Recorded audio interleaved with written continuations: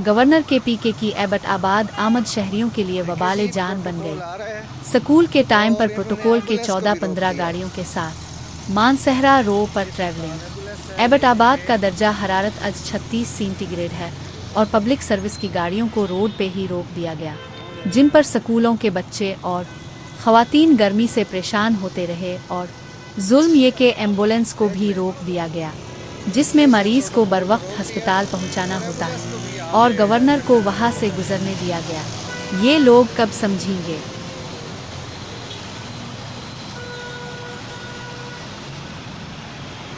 दिन के 1-1:30 बजने का टाइम है और ये देखें गर्मी में लोगों को इन्होंने कैसे ट्रैफिक